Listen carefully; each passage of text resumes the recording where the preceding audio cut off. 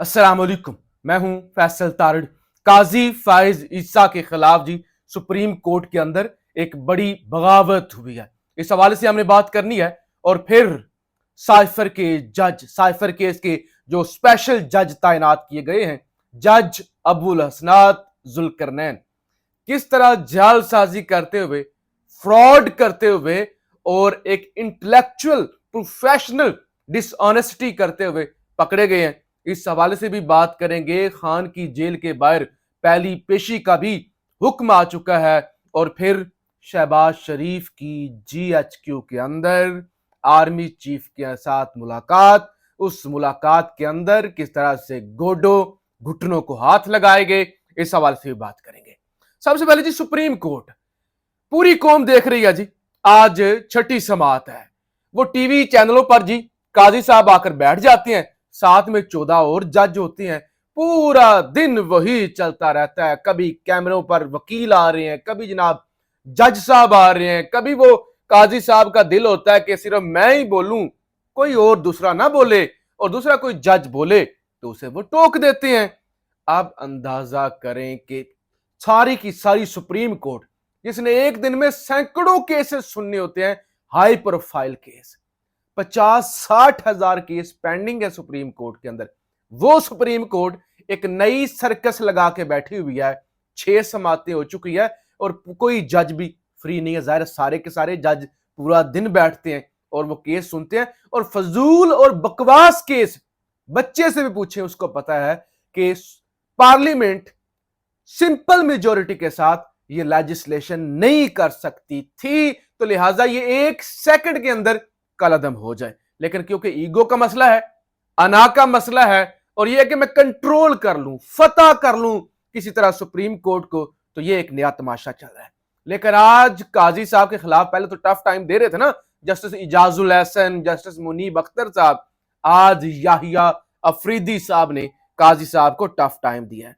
उन्होंने कहा कि अटॉर्नी जनरल साहब, आज क्योंकि अटॉर्नी जनरल अनवर मंसूर खान साहब रिमार्क्स दे रहे हैं, वो अपना दलाइल दे रहे हैं। उन्होंने कहा अटॉर्नी जनरल साहब गलतियां मान लेते हैं, अदालत से भी हुई हैं, अदालत ने भी गलतियां की हैं, लेकिन पार्लियामेंट अपनी तरफ भी देखे कि क्या पार्लियामेंट ने गलतियां नहीं की, ब्लंडर नहीं किए, और ऐसी ऐसी कानून साजियां नहीं की जिस वजह से मुल्क का बेड़ा गर्क हुआ।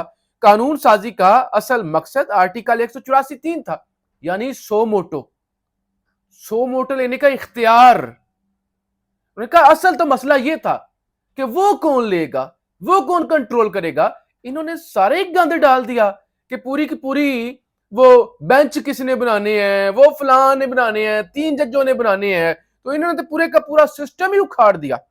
उन्होंने कहा कि जो मसला था उसे ठीक करते, पूरे सिस्टम को क्यों ऊपर नीचे कर दिया। सुप्रीम कोर्ट पूरा इदारा और टाइटैनिक है, एकदम कैसे इधर उधर मोड़ा जा सकता है।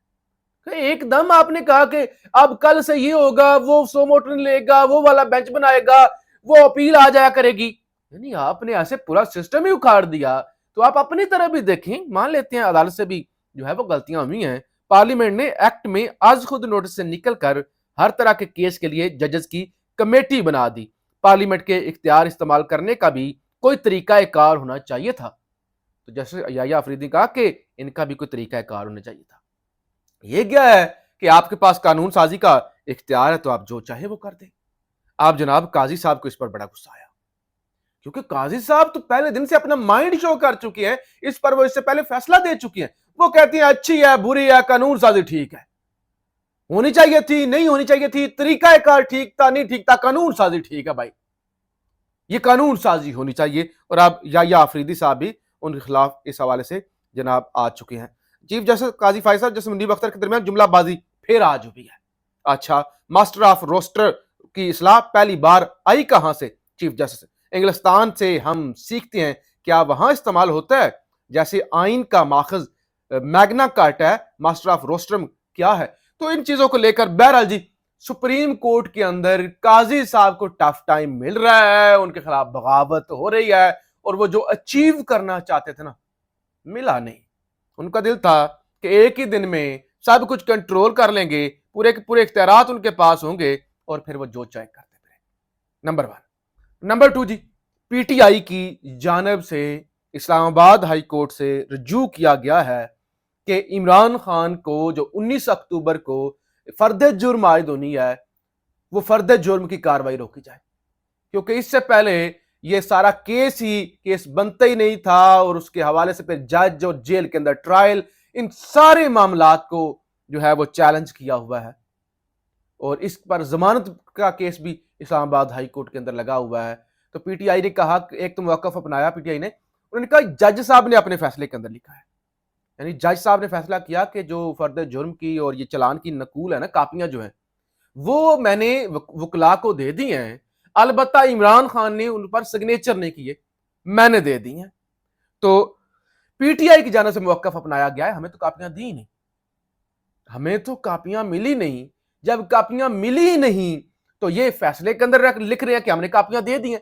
इससे बड़ा फ्रॉड क्या हो सकता है, इससे बड़ा झूठ क्या हो सकता है कि आपने फैसले के अंदर रिटर्न लिख दिया कि हमने कापियां दे दी हैं, वो कहते हैं हमें कापियां मिली ही नहीं, और फिर आपने ये भी लिखा कि उन्होंने सिग्नेचर नहीं किए। तो ये क्या ड्रामेबाजी है। तो लिहाजा ये जो इमरान खान की जो ये है ना, ये जो फर्द जुर्म की कार्रवाई है उन जो है वो उसको रोका जाए 19 अक्टूबर को, और ऑफिशियल सीक्रेट एक्ट को भी ऑलरेडी चैलेंज किया हुआ है कि 100 साल पुराना कानून है, उस कानून के तहत एक बंदे को आप सजाए मौत सुनाना चाहते हैं। तो लिहाजा इस हवाले से चैलेंज कर दिया गया है। और तोशाखाना नैब तहकीकात और अलकादर ट्रस्ट केस में इमरान खान ने अदम हाजिरी पर जमानत की दरखास्त खारिज करने के एहतसाब अदालत का फैसला पहले से चैलेंज कर रखा है। सरदार लतीफ खोसा के जरिए दायर मुतफरक दरखास्त में मौक़िफ़ इख्तियार किया गया है कि 10 अगस्त के एहतसाब अदालत के फैसले पर अमल दरामद रोका जाए, क्योंकि हो सकता है अब ये खान को उस केस के अंदर गिरफ्तार कर ले। बहरहाल जी, जरा जज की आप चालाकियां देखें कि कितनी चालाक, एक सुबह सुबह बस्ता उठा के जेल चले जाते हैं, उधर जाकर समाप्त कर आते हैं, किसी को नहीं पता होता क्या हुआ है, वो फैसले के अंदर जो उनको आता है वो लिख देते हैं और बाद में आप पता चला कि वो तो ऐसा कुछ हुआ ही नहीं था। फिर जनाब सीनियर एंकर हैं नदीम मलिक।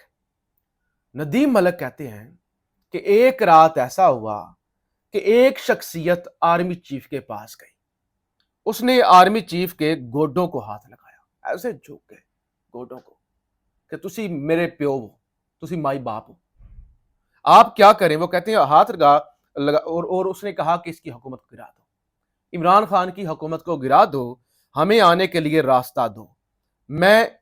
उन्होंने कहा मैं इस सियासतदान का नाम नहीं लेता, इन्हें बड़ी तकलीफ पहुंचेगी।